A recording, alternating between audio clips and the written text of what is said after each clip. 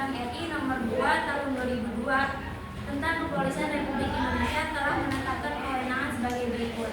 Yang pertama, melakukan penangkapan, penahanan, penggeledahan, dan penyitaan. Yang kedua, melarang setiap orang meninggalkan atau memasuki tempat kejadian perkara untuk kepentingan penyidikan.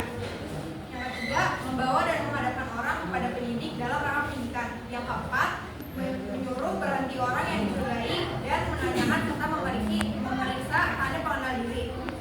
Yang kelima, melakukan pemeriksaan dan penyitaan surat. Yang keenam, memanggil orang untuk didengar dan diperiksa sebagai tersangka atau saksi.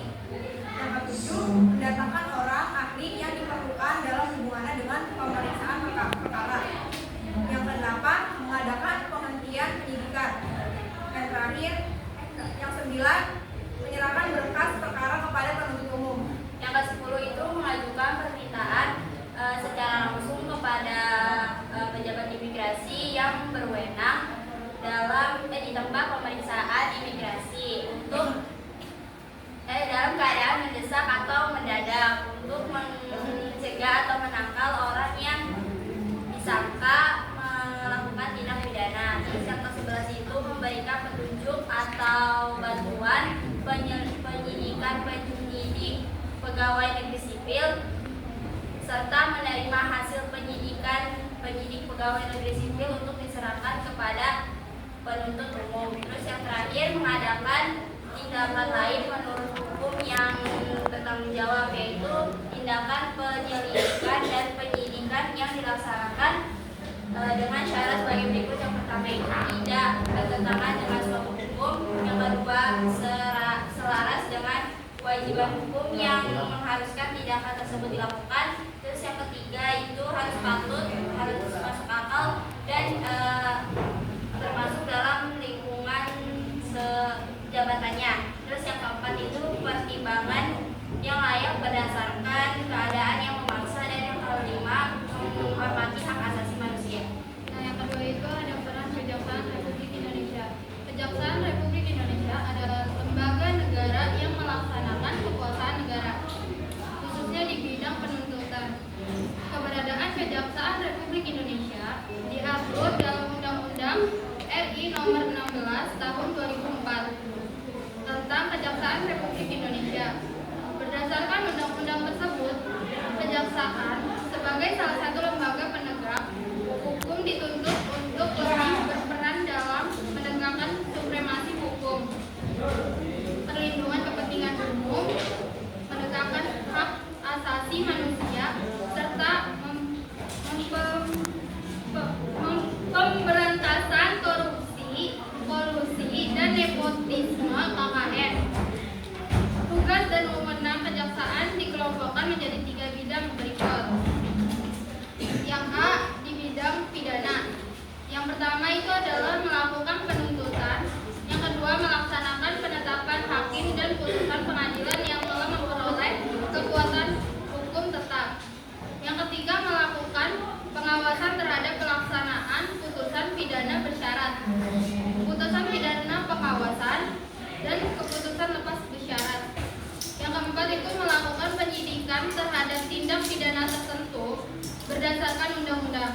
Yang kelima, melengkapi berkas perkara tertentu, dan untuk itu dapat melakukan pemeriksaan tambahan sebelum dilimpahkan ke pengadilan yang dapat pelaksanaannya dikoordinasikan dengan penyidik. Dan yang B itu di bidang perdataan dan tata usaha negara. Kejaksaan dengan kuasa khusus dapat bertindak baik di dalam maupun di luar pengadilan untuk dan atas nama negara atau pemerintah. Yang C itu dalam bidang ketertiban dan kenyamanan. Yang pertama itu meningkatkan kesadaran diri masyarakat. Yang kedua, pengamanan kebijakan penegakan hukum. Yang ketiga, pengawasan peredaran barang cetakan. Yang keempat, pengawasan aliran kepercayaan yang dapat membahayakan masyarakat dan negara. Yang kelima, pencegahan penyalahgunaan dan atau penodaan agama. Yang keenam, penelitian dan pengembangan hukum serta statistik kriminal. Kemudian kita masuk ke peran hakim sebagai pelaksana kekuasaan kehakiman. Di Indonesia, perwujudan kekuasaan kehakiman diatur sepenuhnya dalam Undang-Undang Republik Indonesia Nomor 48 Tahun 2009 tentang kekuasaan kehakiman, di mana undang-undang tersebut merupakan perwujudan merupakan penyempurnaan dari Undang-Undang Republik Indonesia Nomor 4 Tahun 2004 tentang kekuasaan kehakiman. Nah, berdasarkan undang-undang tersebut, kekuasaan kehakiman di Indonesia dilakukan oleh Mahkamah Agung. Nah, ngomong-ngomong soal kehakiman, sini saya akan menjelaskan sedikit mengenai apa itu hakim.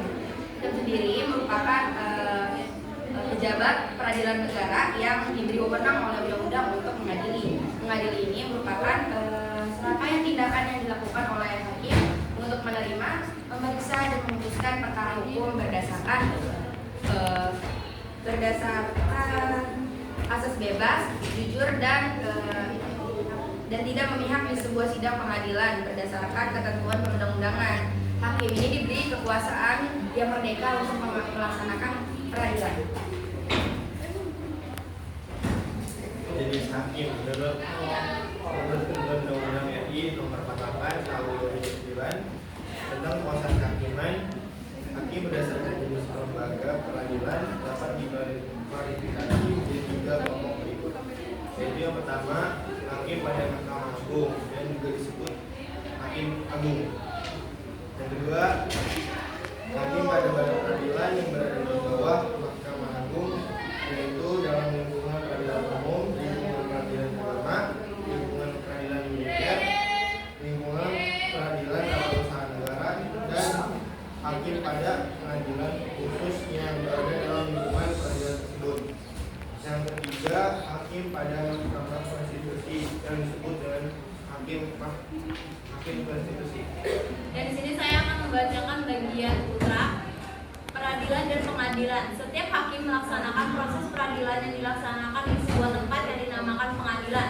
Peradilan menunjuk pada proses mengadil perkara sesuai dengan kategori perkara yang diselesaikan. Pengadilan menunjukkan pada tempat untuk mengadili perkara atau tempat untuk melaksanakan proses peradilan guna menegakkan hukum. Pengadilan secara umum mempunyai tugas untuk mengadili perkara menurut hukum dengan tidak membeda-bedakan orang. Sekian dari kelompok 2, kurang lebih mohon maaf. Wassalamualaikum